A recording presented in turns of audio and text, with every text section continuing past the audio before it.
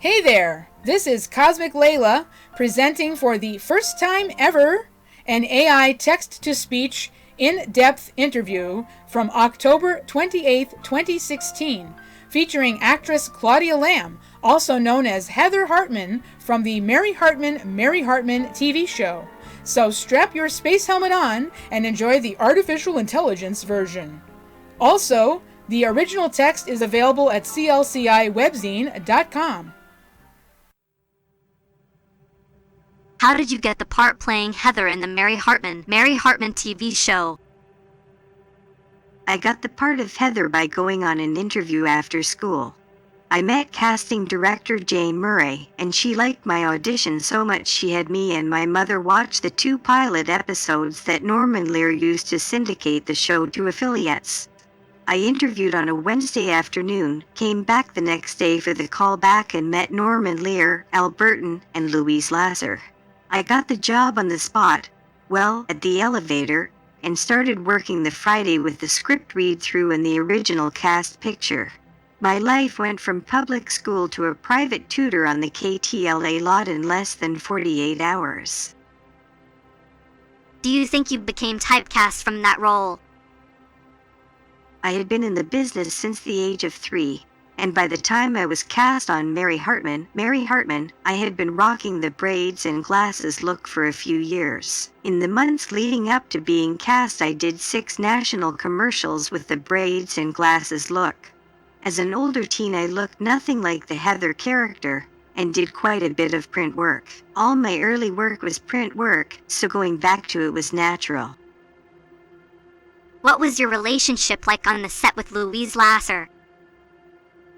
Louise was under a great deal of pressure as the star of a phenomenally popular show that filmed 5 shows a week, between 100 and 130 pages of dialogue every 5 days. The pace was grueling and the show rested on her shoulders. She was as kind to me as she had the capacity to be. Ultimately, the pace of the show was too much for her, and she quit. The show changed its name and continued on for another 130 episodes as Forever Fernwood. It's no secret that Louise was arrested for cocaine possession, and that her appearance on SNL was a disaster. But Louise and I never discussed those things. It would have been beyond inappropriate. My 12th birthday happened just weeks after we began rehearsing, and I was given a party prior to taping that day. Norman had it catered from Chasen's. There was even a pot of their famous chili. Somewhere I have a picture of production coordinator and later post-production supervisor Ellen Baxter and me sitting in front of our blue birthday cake decorated with a marshmallow Raggedy Ann. I remember that I'd recently been looking at a Sunday newspaper insert for toys, and there was a thing that I coveted, and it was a thing I knew I wouldn't get. But I remember Louise bringing out the Pizza Hut electric baking oven by Coleco, complete with fixins. They tasted awful, but goddamn if they weren't my awesome awful. The next year she was so busy, so consumed by the show, that she mostly forgot my birthday. But when she remembered, she put some ribbon around a pillow that sat on a couch in her dressing room. Of the few times I'd actually been in that hallowed ground, I'd been fascinated with the intricacy of the design of quilted pastel sailboats, and played with the pillow. Louise must have remembered that when she gave it to me. It is a gift I have kept and carried with me as I moved 20 times over the last 30 years. When they filmed other scenes, were you there, or only when your scenes were being filmed? It depended on what my schedule was. We rehearsed in the morning, broke for lunch, did makeup, hair and blocking, then taping. If I was not filming that day, I would go to school from 9 a.m. to 1 p.m., and I would put an hour of school in the bank. I was legally required to do 3 hours of school a day. If I was filming, I would often go to school for only 2 hours, starting at 8 a.m., and use a banked hour. At 10 I would get a 15-minute break, and at 10:15, roughly the time it took to walk from my school room to the stage, I would begin rehearsals. Blocking would begin at 1 p.m., with taping immediately following. My scenes were always taped first because of the time restrictions in the state of California. I had to be off the set by 5 p.m. I saw far more scenes rehearsed and blocked than taped. But keep in mind I read every script. Norman Lear was notorious for being a man of many projects. Were you aware of him being present on the set often, and how much influence did he have over the direction and storyline? Norman's office was across the street from the lot where MH2 was filmed. We were at KTLA and he was across the street at KTTV, where his network shows were filmed. MH2 was his baby, this giant poke in the eye to consumerism and how America was defining itself by what it bought and how bright your smile could be.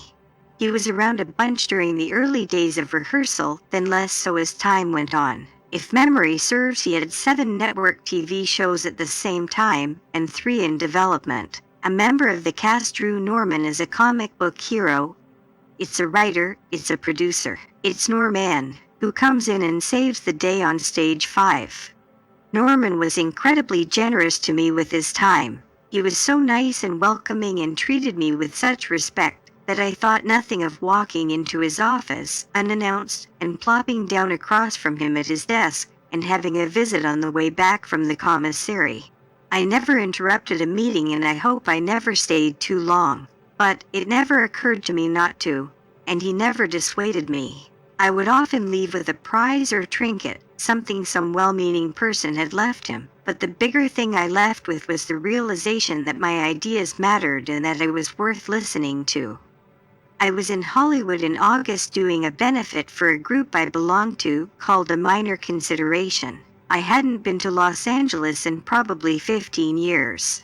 I was going to be 7 miles from Norman's office, but I didn't even consider reaching out to him because I couldn't imagine him wanting to see me, or what I could offer him. A friend intervened, reaching out to Norman's office. With less than 72 hours notice, and in the middle of filming and production on his latest project, the Latino reboot of One Day at a Time for Netflix, Norman made time for me. At noon on a Friday, never a big power lunchtime in the business, Norman welcomed me into his office in the Myrna Loy building on the Sony lot. It's at the end of the hall, past the writer's room, where we heard a burst of laughter as we walked by. Norman would not hear of my husband sitting by himself while we had a visit, and brought him in to sit on the couch next to me, and he brought a chair over so that there was no desk between us. I gushed altogether too much at how much of an influence his had had on me, how nice he'd been to the child I was. How really nice it was that he took the time out of his busy day to see me. He looked at me for a long time. I finally quieted down because of his silence. He cracked a Norman grin and said, "It took me 94 years to get to this meeting. Everything I've done has led to this moment." I thought about what he said before finally replying, "I guess me, too."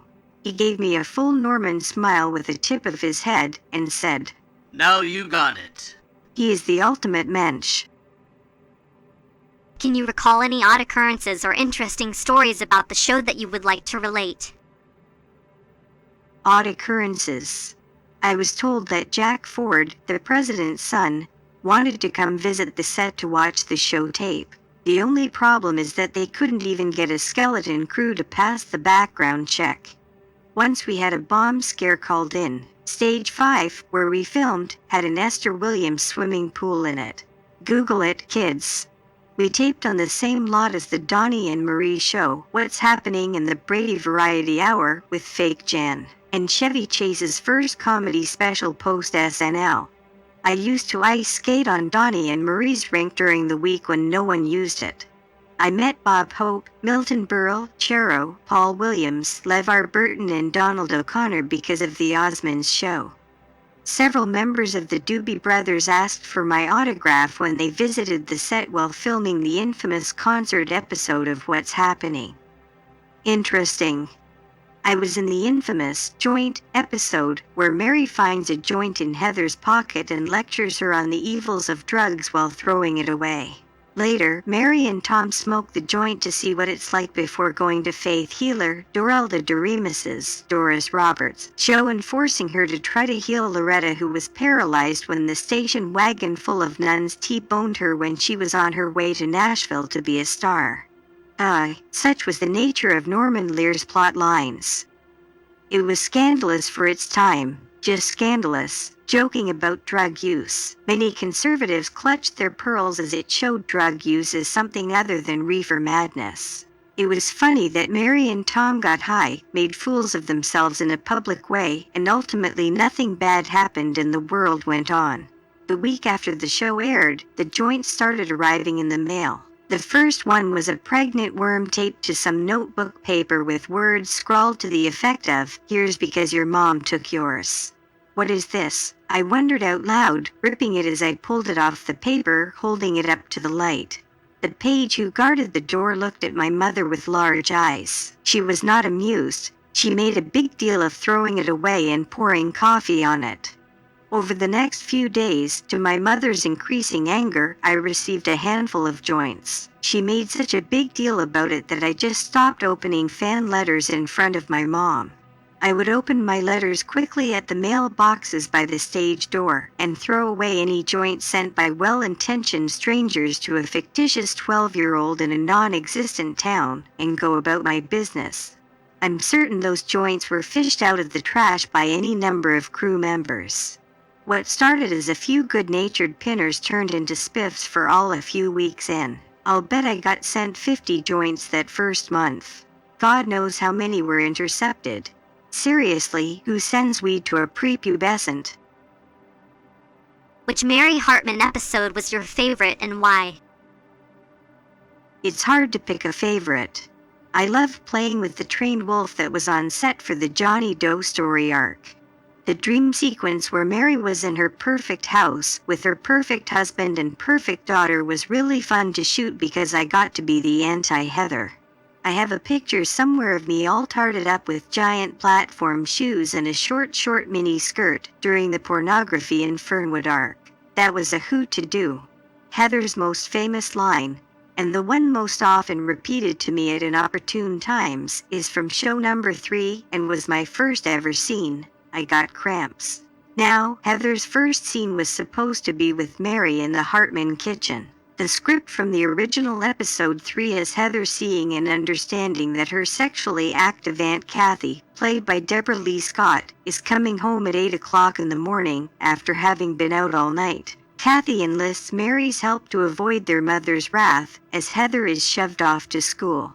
That never made the final cut. So much got left on the floor. Instead, Norman, the director, and other creative people made the decision that Heather would shock Mary and the world with 3 little words. I got cramps. Joking about your period, especially by a 12-year-old, was something simply not done on television in 1976. I remember it being a tough scene for me. And in rehearsal, director Joan Darling helped me through it by explaining that Heather really wasn't complaining about cramps. She was manipulating the adults by changing the subject and making the adults in the room uncomfortable talking about Heather's period, thus avoiding talking to reporter Harold Clemens of the Fernwood Courier about seeing Davy Jessup murder the 5 Lombardis, their 2 goats and 8 chickens. More of Norman's wonderful plot lines. Joan's talk worked, and so did the scene.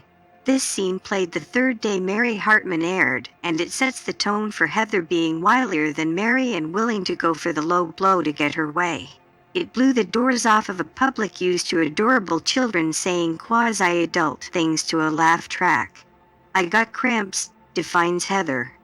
Without a doubt, the funniest episode to shoot was the one where Martin Mull's character Garth Gimble is accidentally stabbed to death by a Christmas tree. The scene opens with a drunken Garth, Martin, abusing his wife Pat, who is putting away the Christmas decorations. Garth begins to get physical, and Pat hears Garth Jr. and Heather coming in the front door. Pat shoves Garth into a closet, pretending all is well. The kids leave, and Pat lets Garth out of the closet, only to find him dead, impaled by the aluminum Christmas tree. Simple, right? Well, Martin was just so damn funny we couldn't get the scene done. Crew members started cracking up during filming, ruining take after take. We actors corpsed at every new read Martin was giving his part. Pretty soon time was running out because Eric Shea and I would turn into pumpkins at 5 p.m. Desperate, the stage manager began throwing crew members off the stage in hopes we could get one good take.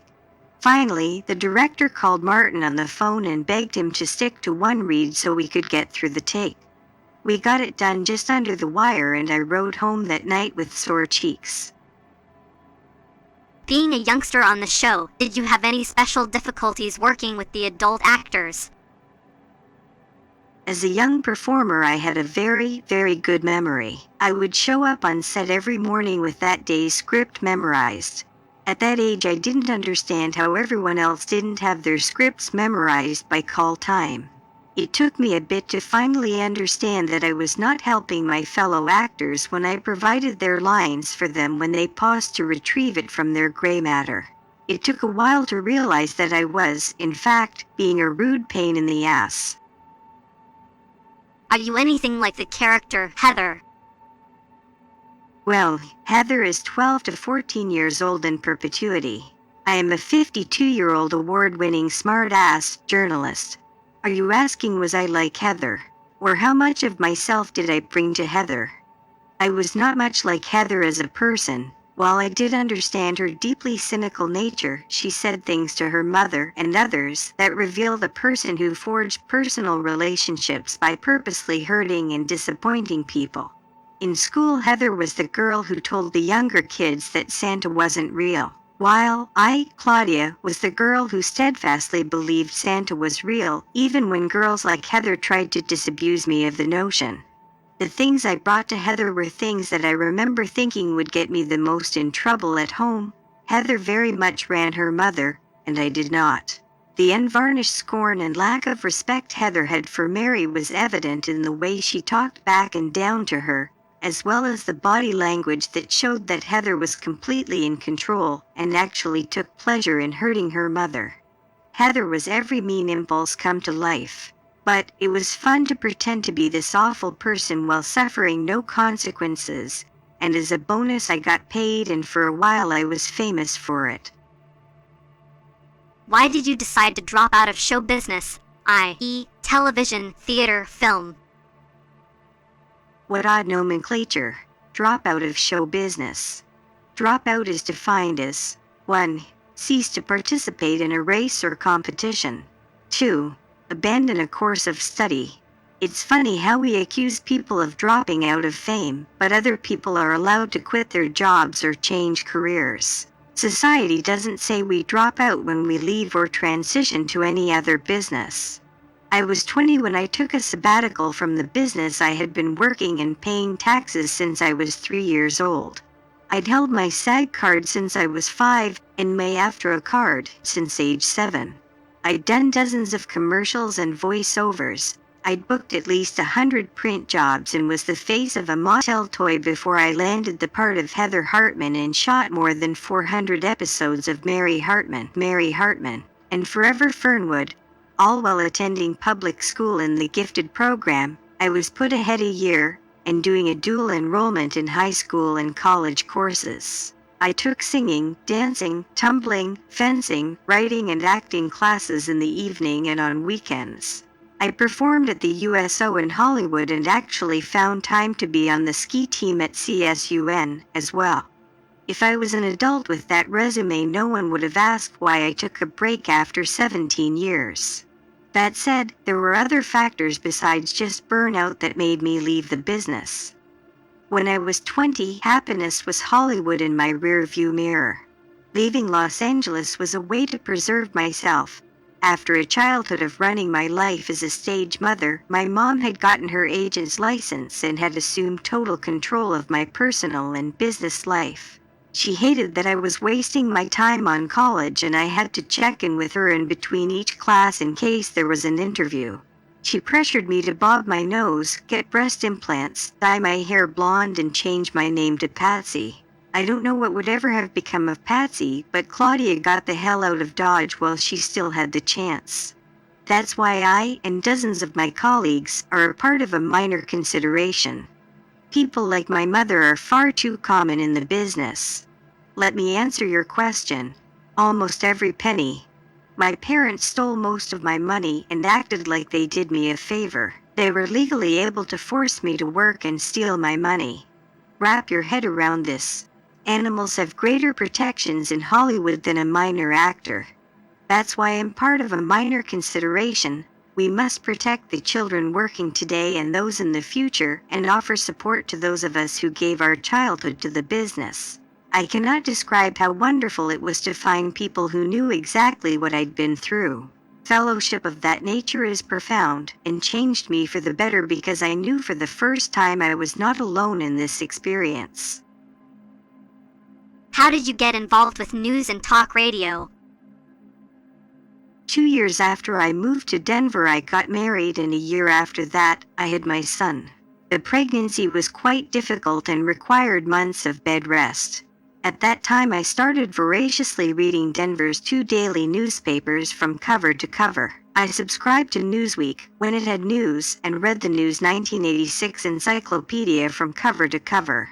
I watched the infancy of cable news from my hospital bed, wondering at the audacity of Jim and Tammy Faye Baker, who defended using church funds to put air conditioning in their dogs' houses. I remember trying to make sense of the stock market crash of 1987, when the market lost 22% of its value in one day. I remember being aware of my ignorance. I began to read the paper with the atlas and a dictionary. I wanted to know just where the hell Iraq was, and why should I care that this guy named Saddam Hussein is gassing his people? What are Kurds, anyway? And I thought all people from that part of the world were dark, and wait a minute, why are we selling him guns and bombs? I wasn't just content to read the news, I wanted to understand what I was reading and the context in which things were happening. I made a point of listening to the news on the radio during the day when my son was an infant, and I continued to read both newspapers and Newsweek. I found talk radio when it was something more than hate-filled bigots and racists screaming misogynistic epithets and encouraging treason. I waded into stand-up comedy in the summer of 1988, influenced by Will Durst, a political comic out of San Francisco who blew my mind when I saw him live a few years before. He actually made current events funny, and I aimed to do the same. It was the golden age of stand-up, and everyone had a brick wall and a microphone. My days were spent with my bright son, who took joy and delight in the world around him, and voraciously reading and writing while he napped, while my nights were spent in comedy clubs that doubled as strip clubs, coffee houses, and bars. For what it's worth, in the 80s, hardcore bikers in Colorado were incredibly up on current events, and a great crowd when I worked at the Bus Stop Strip Club in Boulder. The guy who booked the bus stop called one afternoon to ask if I wanted to do a radio show for an ultra-local low-watt radio station for an hour. The station was in an industrial park and had 1,000 watts of blasting reach. 4 comics showed up and we screwed around on air for an hour, and the host asked if we could stay for the second hour. After the show was over, the host, a local entertainment hustler who fancied himself an impresario, asked if I wanted to do a regular show. I jumped at the chance to do an hour a day from 6 to 7 p.m. Within a few weeks I was on from 5 to 7 p.m. I was filling content, unpaid, for a guy who was buying the radio time and selling commercials to pay for it. I knew it was an utterly bogus deal, and the guy was a flake with a capital F, but it allowed me to work on being comfortable in front of a mic. It gave me the opportunity to learn to talk clearly for long periods, without the pesky interruption of telephone calls and a talk show, while making it interesting, and ultimately coming to a point. I had been working at the station for 3 months when I put together a demo tape and a cheeky letter and sent it off to Bruce Kamen at News Radio 850 KOA in Denver. I advised him that I was available to do weekend and overnight shifts effective immediately. I am now about the age Bruce was when he got that swaggering letter from the 27-year-old me, who didn't know enough to be intimidated by the blowtorch of the West. At that time, KOA was a radio powerhouse in a way you do not see today. In pre-internet days, Class A radio stations ensured cross-continental information without interference. In short, if the Russians invaded or bombed, that information would be available to all Americans immediately. Welcome to the world I grew up in. Hide under your desk and put your arms over your head to ward off the effects of a nuclear bomb, kids. At night, KOA can be heard from Canada to Mexico, from the Pacific Ocean to the Mississippi River. It was the place you went for solid, reliable up-to-the-minute information in the days before we all carried a computer in our pockets. My son was napping when the phone rang, and I snatched it out of its cradle quickly to avoid waking him.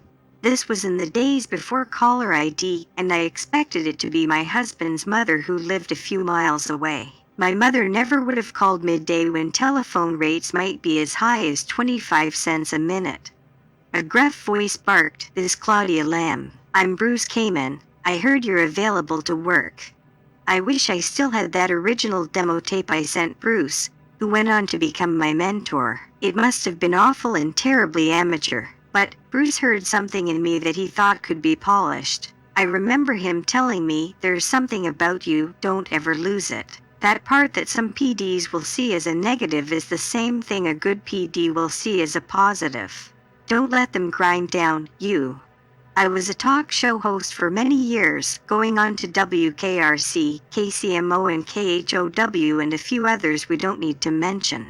The short version of how I transitioned from talk to news would be that I discovered it was damn near impossible to be a good mom raising a child by myself and be a good talk show host.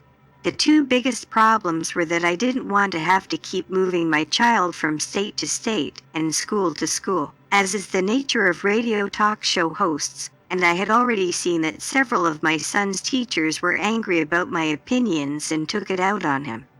Most notably, his kindergarten teacher was enraged at my long-term, very public stance on legalizing marijuana for both medical and recreational uses.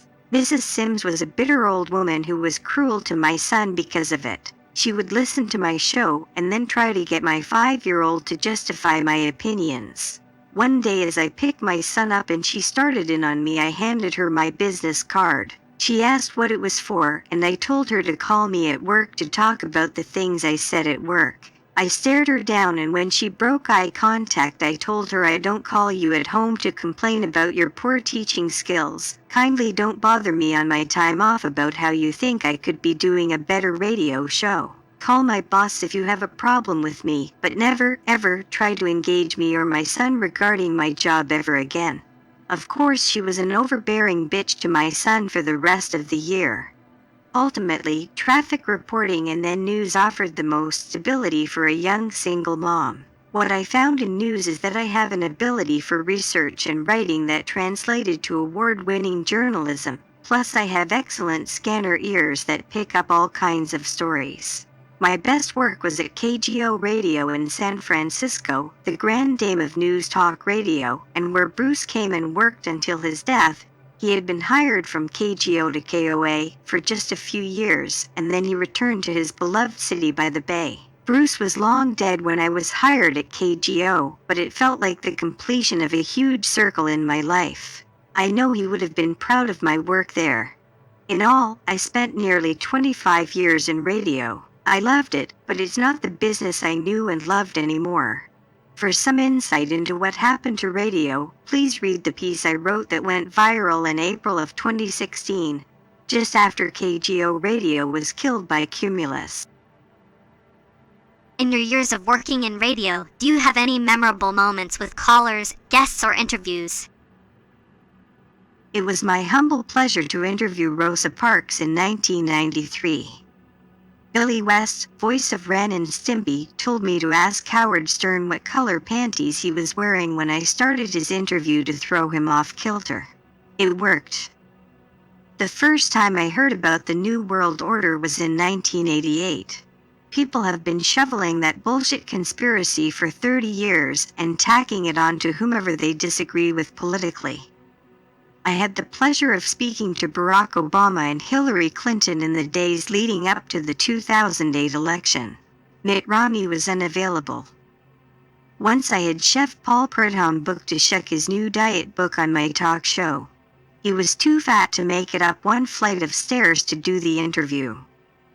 I quit my job at KHOW on the air with the words, "I'd rather wear a paper hat and a plastic badge and ask if you want your milk and bag than work for this organized bouquet of assholes any longer."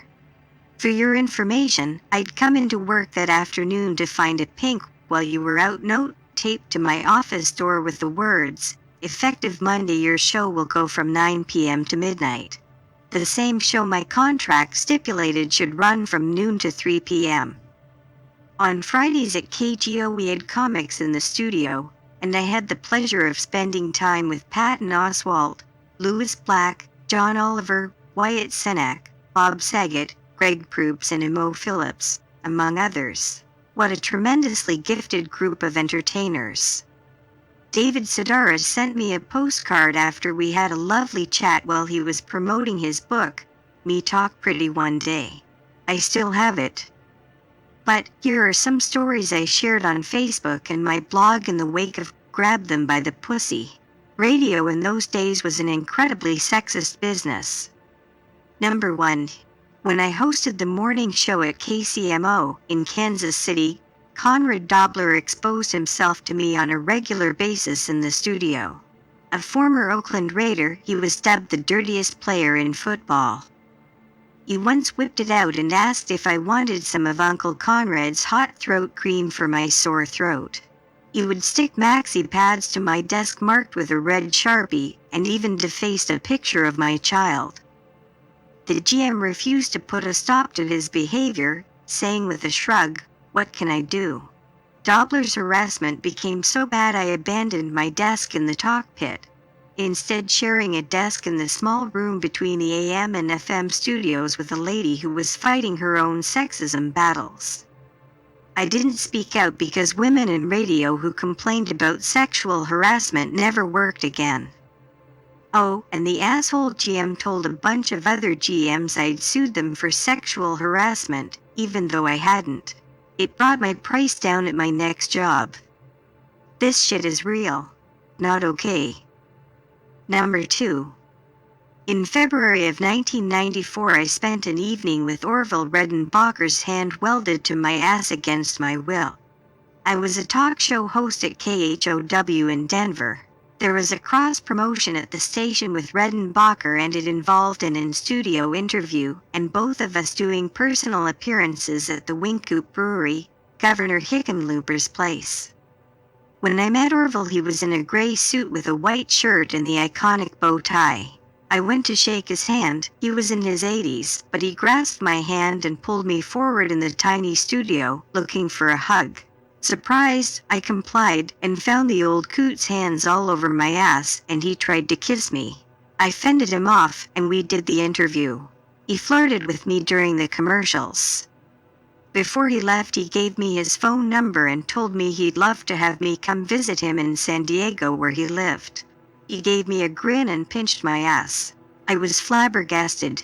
Folks at the station ribbed me for the handsy old perv's behavior, made me feel bad that Redenbacher has harassed me. That evening at the event I was prepared, but since it was a joint appearance I couldn't separate myself from him. When I showed up he did another grope hug, trying to kiss me on the mouth and put his hand on my ass. There it stayed, rubbing circles and occasionally squeezing my toned 30-year-old ass. I really didn't know what to do.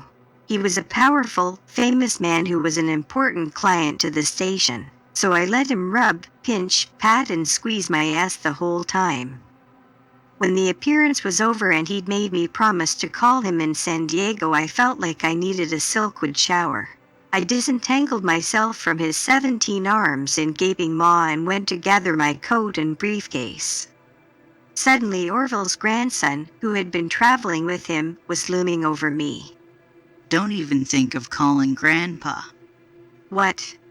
I saw you all over him and saw him give you his number. We screen his calls. We keep him away from gold diggers. He snarled. He said again for emphasis. Don't even think of calling Grandpa. I was stunned. The old octopus had been all over me for hours, and yet his grandson saw me as the aggressive party. The obnoxious shit stood there and tried to gaslight me through physical intimidation. I never called good old Orville, but you can bet your sweet ass I saved his phone number. I have it in a book that served as my phone book from my teens to my 30s. I kept it to remind myself that I hadn't dreamed the whole disgusting episode. Remember, this is real.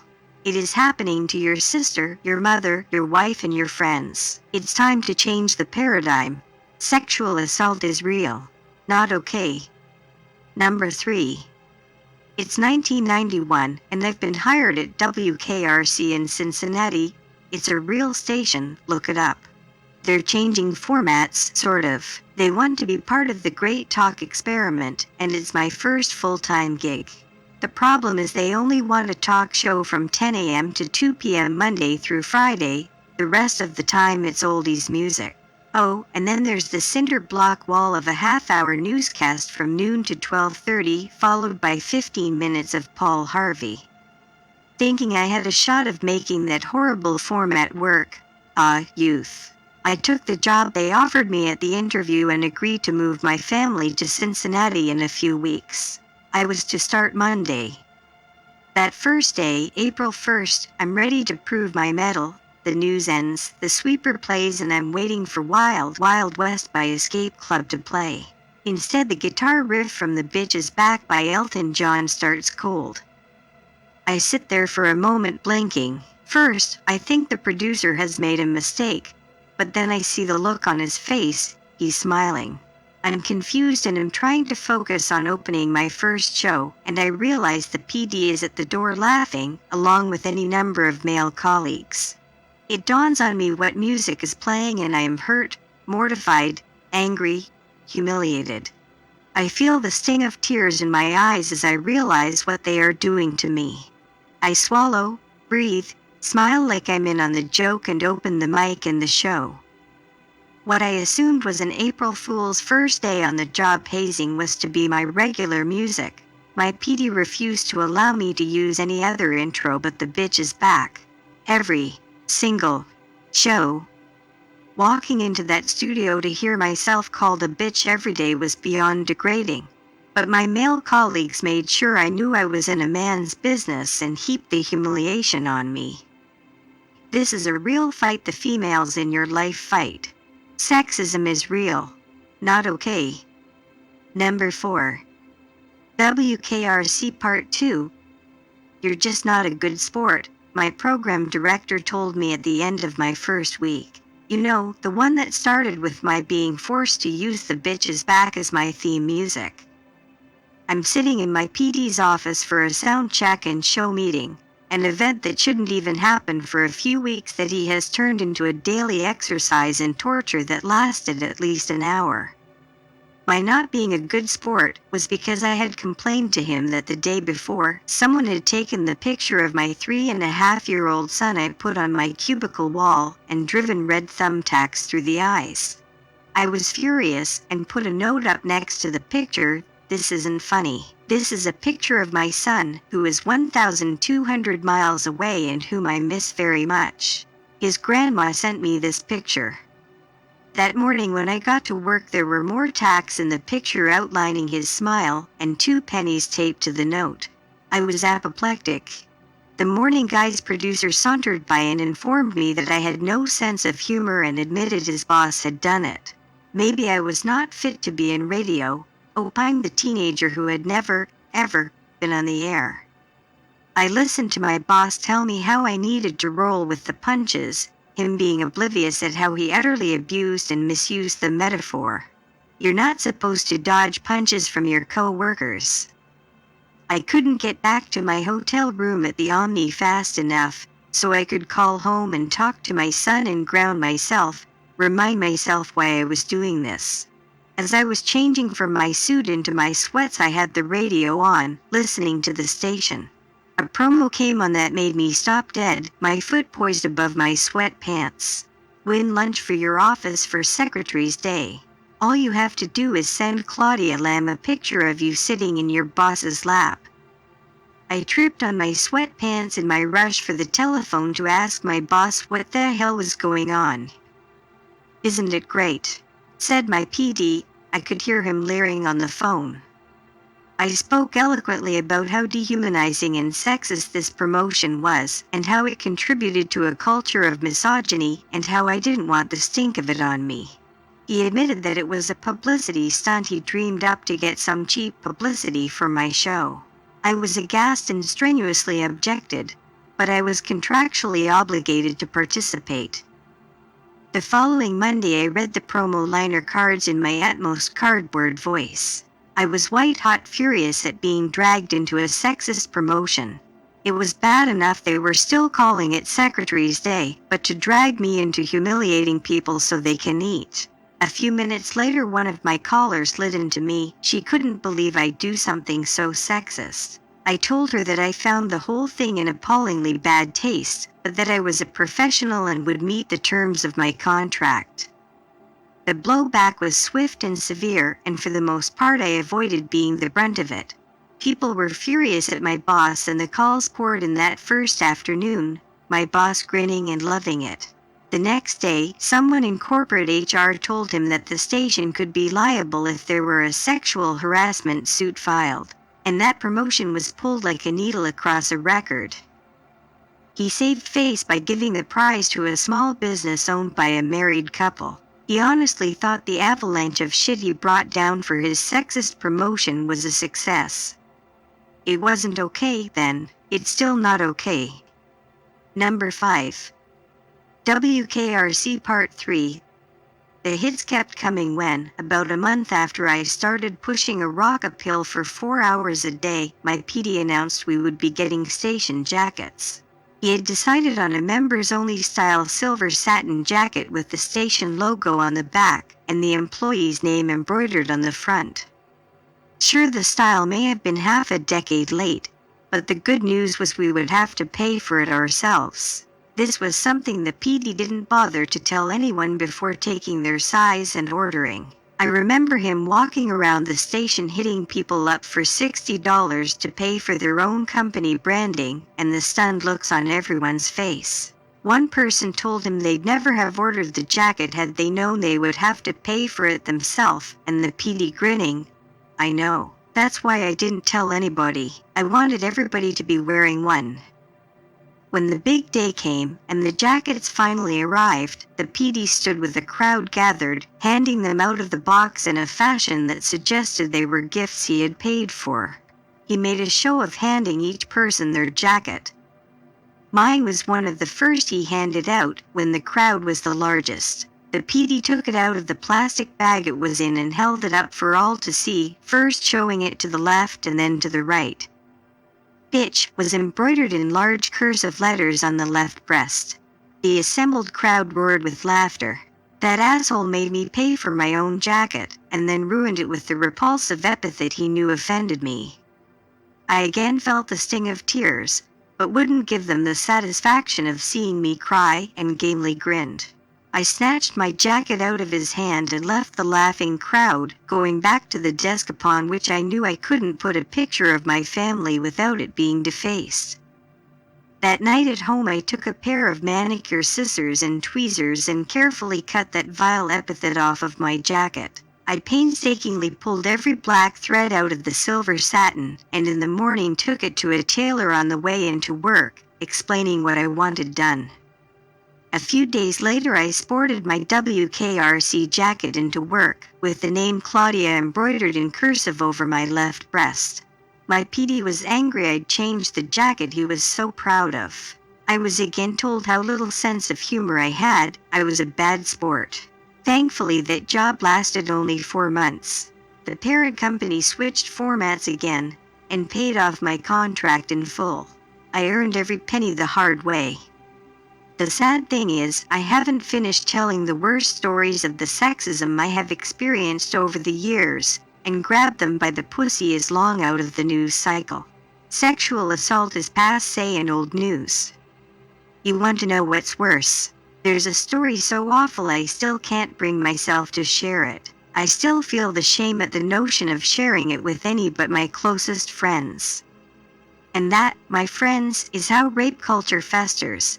Society loses interest in the issue, and in doing so tells those who have survived that their story really doesn't matter that much. Or, worse, in revealing what actually happened to us we will be judged or met with disbelief. It wasn't okay then. It's not okay now. Sexism is real. Do you think college is something that young people should be doing and spending their money on, or is there another way to attain success in their field? I would never presume to speak for anyone as to whether college is worth it. The value means different things to different people. There are many ways to obtain success, and that's largely self-defined. But there are so many careers that require specific education in a discipline that you cannot discard college as being useless.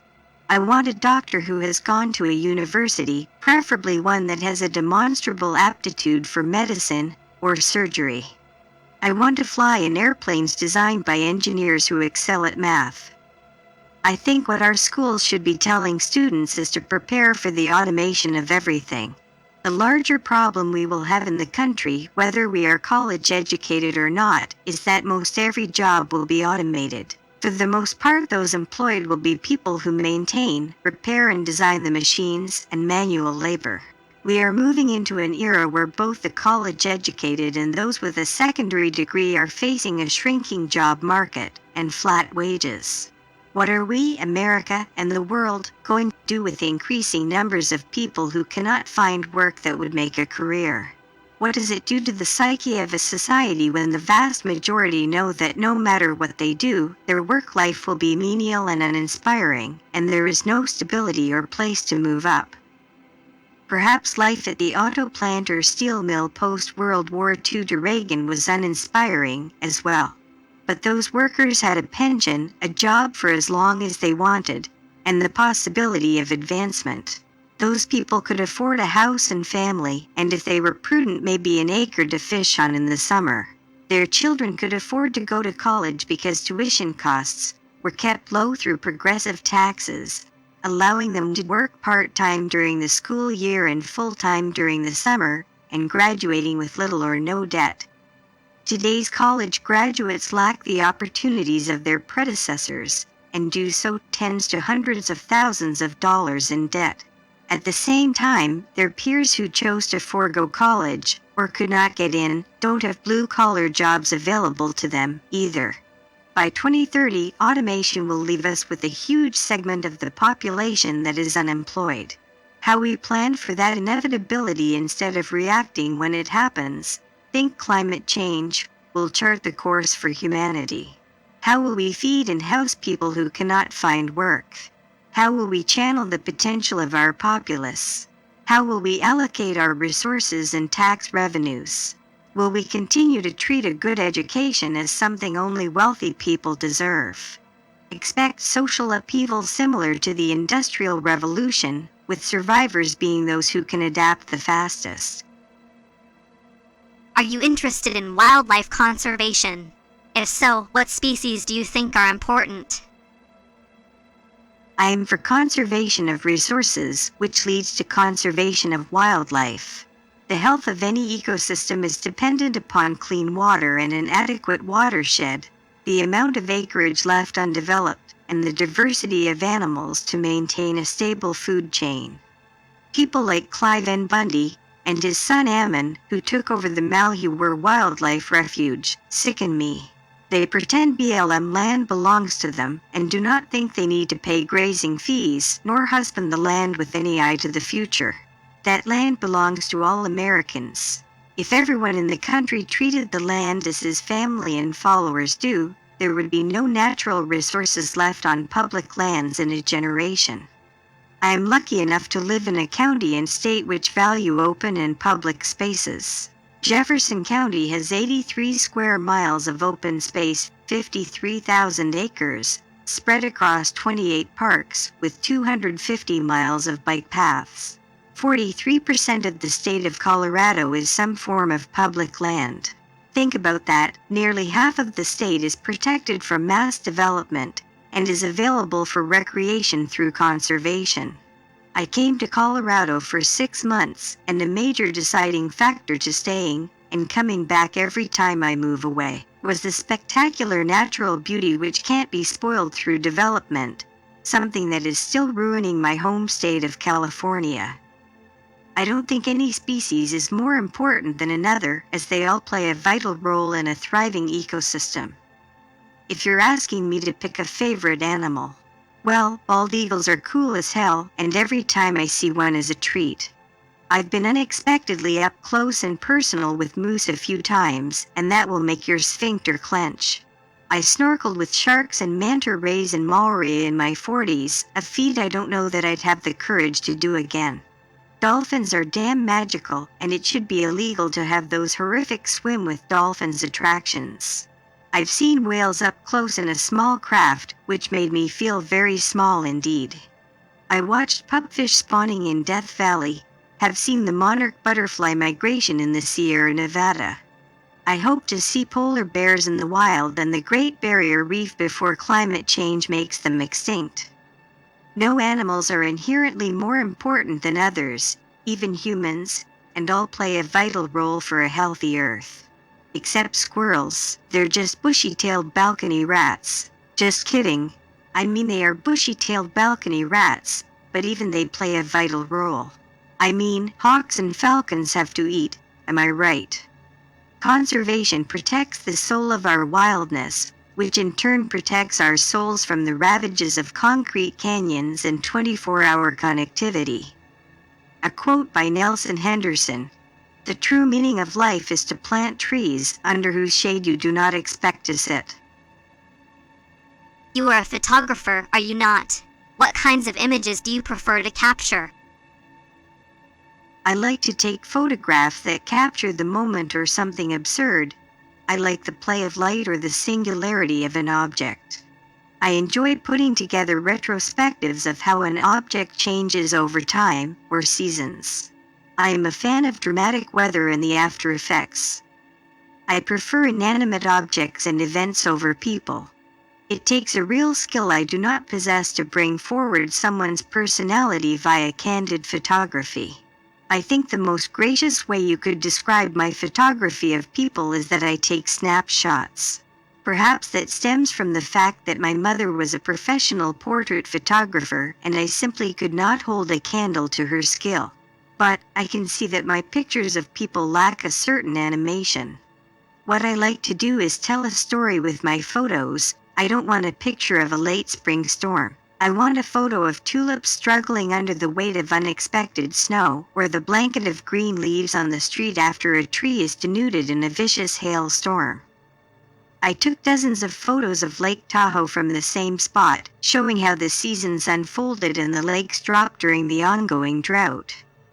One project I really enjoyed was capturing hundreds of photographs of two Steller's jays who built a nest on our garage in Lake Tahoe and hatched 2 clutches over 2 years. I spent 8 hours one afternoon documenting their building a nest from scratch. It was fascinating. I named them Stella and Jay. They had 4 hatchlings that first year: Orville, Wilbur, Amelia, and Valentina. I have pictures of them going from downy chicks to fledglings as they took their first flight from the nest. I hope to make this into a children's book one day. Beyond that, if I scroll through my phone, it's nature shots, sunrise and sunsets, ghost towns and Anasazi ruins, interspersed with odd and inappropriate things that make me laugh. I'm amused at truck stop condom machines, giant jackalopes, or June Carter Cash, the golden retriever wearing a pink tutu, baying at me. There are also things I take pictures of because I cannot believe what I'm seeing, like the Negro Bill Canyon trailhead sign outside of Moab, Utah. Yes, it's still there. I want to capture the moment, whether absurd or breathtakingly beautiful. Do you consider yourself a chef? And what are some of your favorite foods or recipes? Chef. No. Do I like to cook? Yes. I've actually known real chefs, and a couple of members of my immediate family have cooked professionally. So, I don't entertain any notions of chef status. I refer to the joy of cooking as the Bible. Everyone who wants to cook needs a copy of that book, and a good meat thermometer. I'm actually on my 2nd copy of The Joy of Cooking. The spine broke on my first copy after about 25 years. As far as favorite dishes, that kind of depends upon the season. Now that we're getting into colder days, I'll make buffalo chili or shepherd's pie with lamb, or stuffed peppers. I also like to make chili rellenos with the fresh roasted Hatch and Anaheim chilies you get in Colorado in the fall. In the summer I'm all about smoking and grilling, and I can't get enough fresh roasted corn. We have an excellent butcher very close, and we get interesting things like elk sausage and rattlesnake and rabbit sausage. I miss being able to get goat meat to roast. It's not so much a thing here as it was in San Francisco. Baking is tough at 5,300 feet, but my favorite things would be a fresh peach cobbler using Palisade peaches or raspberry bars. It is a very simple recipe of my great-grandmother's she developed during the Depression using the things she had available: oats, flour, butter, and the jam she canned herself. Tonight I'm cheating with a crock-pot meal, as I knew I would be writing all day. Cut up 3/4 pound of fresh chicken into cubes and put on top of 1 large sliced carrot, 2 cubed medium red potatoes, 1 chopped medium onion, and 1 roasted, sliced pepper.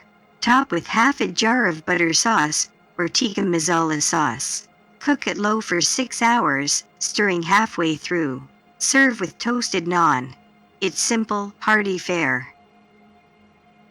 What kind of music do you like to listen to? The first CD I ever bought was Dark Side of the Moon, after I wore the vinyl album out. I'll bet I've listened to that album 1,000 times. If I had a favorite performer, it would have to be Peter Gabriel. I had the good fortune to see him again this summer with Sting, and he was amazing. 66 years old and his voice is so powerful, he's still got it. We saw Billy Joel last year and I choked up. I never thought I'd get to see him live. We went to a show at Red Rocks this summer, a must-see venue, really, to see a Queen tribute band called Killer Queen. Oh my gosh, what good campy fun. I'm a big fan of Beck, Regina Spektor, Ben Folds, Fiona Apple, David Byrne, and Talking Heads. Pretty much people who write their own music and play actual instruments. I cannot abide auto-tune and how it has homogenized pop music. I can enjoy almost any genre of music as long as it's not misogynistic or jingoistic, and you can hear actual instruments playing. There is something very important for everyone who likes music to do. Pay for what you're listening to. Stop pirating things and start paying for the music you enjoy. Artists have to eat and pay their bills, and you should pay for what you take. Buy music directly from the performer's site, as distributors are not fond of paying for music either. Places like Pandora and Spotify and iHeart give nothing to the performers. Look at Harry Shearer's $125 million fraud lawsuit against Vivendi for their withholding profits from Spinal Tap, one of my favorite movies. The only way he can pursue this lawsuit is because he has enough money from his work on The Simpsons. So many artists aren't getting paid and can't afford a lawsuit. If you enjoy their music, pay for it, or one day it will go away. Are you much into literature? If so, what are some of your favorite books? I'm a big reader and always have been. I started reading when I was 3, and it was my reading skills that helped me skip most of kindergarten and go on to first grade. My reading skills also helped in my acting career and got me more than a few jobs. Parliament of Whores by P.J. O'Rourke is terrifically funny and a great read about politics in Washington. It was published in 1991, long before he became a bitter old crank. It was hard for me to watch him become everything he used to make fun of. I really admired him, and then he became another privileged old white guy who mistook having to share with getting nothing. He and Dennis Miller can pull their pants up around their chest and yell at clouds. Two of my favorite lines from that book are, quote, "Giving money and power to government is like giving whiskey and car keys to teenage boys," unquote, and, quote, "Maybe a nation that consumes as much booze and dope as we do and has our kind of divorce statistics should pipe down about character issues. Either that, or just go ahead and determine the presidency with three-legged races and pie-eating contests. It would make better TV," unquote. Kind of prescient, huh? As a child, I loved the Chronicles of Narnia, and I have most of The Lion, the Witch, and the Wardrobe memorized. I read Nancy Drew mysteries and the Little House books. The Once and Future King was another favorite that my teacher, Joan, on MH2, introduced me to. Watership Down by Richard Adams is a lovely tale, with themes of individual freedom versus blind devotion to tyranny. It also gave me the wonderful word, tharn, when a rabbit is frozen in fear by oncoming headlights and cannot move. I had my obligatory Stephen King phase after I read The Stand when I moved to Colorado. When I finished The Shining in the fall of 1984, I drove up to the Stanley Hotel when it was threadbare and decrepit, with moldering outbuildings in rotting disrepair. I'm a big fan of David Sedaris and his ability to make me laugh at terrible and inappropriate things. Hunter S. Thompson is another author who makes you question why you're laughing. Mark Twain's book, Pudd'nhead Wilson, is an amazing treatise on abolition and the ability of man to be cruel to his fellow man. Some proudest achievements were winning Mark Twain awards. In my opinion, everyone should read as much Kurt Vonnegut as they can. The man was a genius. His book, Player Piano, published 1952, predicted the dystopia of automation and unfulfilled lives, while Galapagos, published 1985, foresaw the ubiquity of smartphones in the form of Mandarax, a machine that the reader is asked to decide if it helps humans or makes them lazy. If you can read Slaughterhouse-Five and not be moved, there is truly something missing in your heart. Any plans to publish any of your writing projects, such as memoirs or other works? Absolutely. I plan on publishing my memoirs. I've had a damned interesting life, if I do say so myself. Not just as a child actor on a cult hit working with some of the funniest people on TV, but as a child performing at the behest of an incredibly toxic woman who saw me as a meal ticket and felt no remorse at forcing me to work while stealing my childhood and my money. I also have a novella I've written about my mother and her mania at the holidays. As I mentioned earlier, I have the photo writing project I'd like to make into a fun educational children's book called The Nest. I've been writing seriously since I was 15 years old, and hope to find a literary agent who can help me put these projects together for publication. What are your thoughts about the current marijuana laws? Are they fair in America? Marijuana should be reclassified and made legal for both medical and recreational use nationwide. Medical marijuana users should be able to write off their purchases the same way all prescriptions are. We must pass retroactive laws to clear our prison population of non-violent drug offenders, and pass laws to stop imprisoning people for drug use. I cannot be clearer than that. This country has a problem with how they deal with marijuana. Colorado, where I live, is doing a good job at regulating the product. And certainly the fact that we collected far more tax revenue from pot than from booze should say something. Colorado is seeing a green rush, which is putting serious pressure on housing as people flock here. There is no question that legal pot has been a boon to Colorado, not just for the tax revenue, but the money and lives we have saved by not arresting, prosecuting, and jailing people for smoking a joint. Simple possession should not ruin your life. Colorado is a very good model for how the country can go forward taxing and regulating marijuana. But we do have a problem in Colorado regarding medical marijuana, MMJ, and it's one I have dealt with personally. Most doctors belong to practices that are affiliated with hospitals that take federal monies, ergo, MMJ is bad and treated with the same hysteria as the folks who released after-school specials. Beyond the medical issue, we must stop ruining people's lives for smoking or ingesting a plant. We need laws that legalize weed, and we must pass laws to retroactively pardon or commute the sentences of marijuana users who languish in prison, uncommonly weighted against minorities. We must give these people back their freedom and end the useless war on drugs forever. Do you have any views you'd like to express about American politics? Grab them by the pussy. For the last 17 months, the GOP has encouraged Trump in his vilification of Mexicans, Muslims, blacks, Chinese, Syrians, and LGBTQ people. Not to mention mocking prisoners of war, a Gold Star family, the disabled, older and overweight women, and anyone who disagrees with him.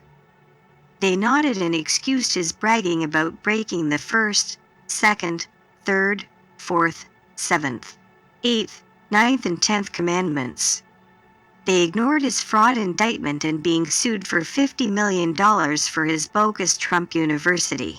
They whistled past the graveyard and pretended his trial for raping a 13-year-old girl doesn't start in December, while defending the money laundering operation that is the Trump Foundation, which procures bad Donald Trump paintings with money that should be going to charities, but doesn't.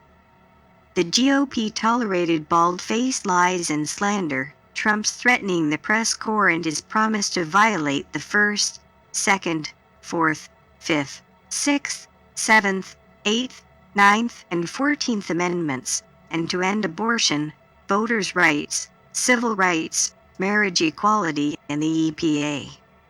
But this is crossing the Rubicon for them. As a person who was subjected to sexual assault, I appreciate the outrage, and it's good to know that even the GOP has its limits.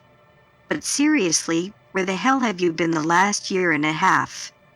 And don't pretend you're a good person if you need a fainting couch over his bragging about sexual assault if you're still going to vote for him. Of course, every day in this flaming dumpster fire of a candidacy brings something new. Lately, he's been inciting treason by indicating he and his supporters shouldn't respect the peaceful transfer of power, which is the very core of what America stands for.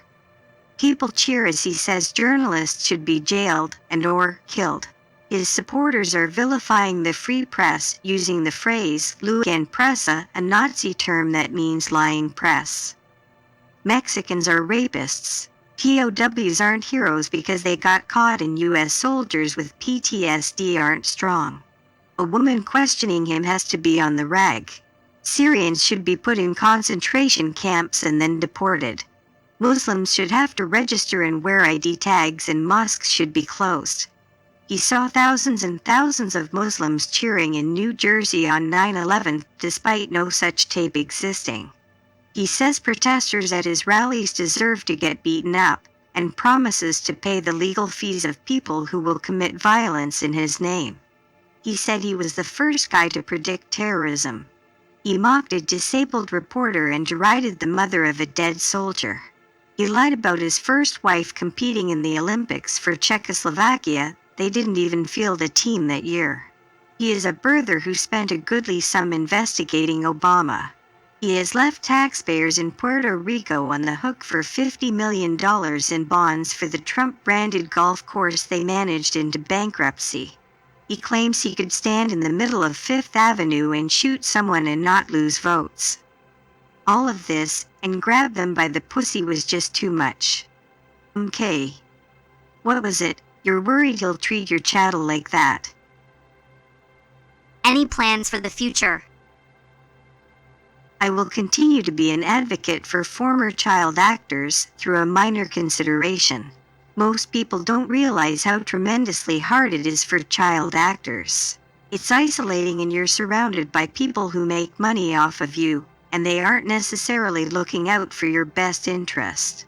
These people will adore you until you make the unforgivable sin of growing up. I think I can also push the issue of child actors to the forefront through the publication of my memoirs and my short non-fiction book about my abusive mother. There's a reason stage mothers have a bad reputation. I don't think we'll ever see a time when children aren't in show business. If the public demanded children be taken care of at least as well as the dogs and horses on set, we might be able to mitigate some of the damage inherent in the business. I'm also looking towards the future of news. The model as it exists is in the death spiral. It leaves us with few choices on where to get quality, fact-checked news written with context. There are thousands of journalists like me, sitting through this election cycle and knowing the coverage has been crap, yelling at our TV or computer and feeling helpless. It comes down to whether the consumer is willing to pony up for decent news.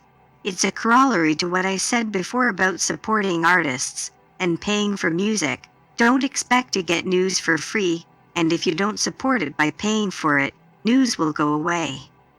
Apart from writing and advocacy, I love to travel. I even play tourist in my own state. You wouldn't believe how many things people don't look at if it's close by. Whether it's a museum or a viewpoint you never stop to enjoy. I'd encourage people to get their passport even if they don't use it right away. Get out. Look at things.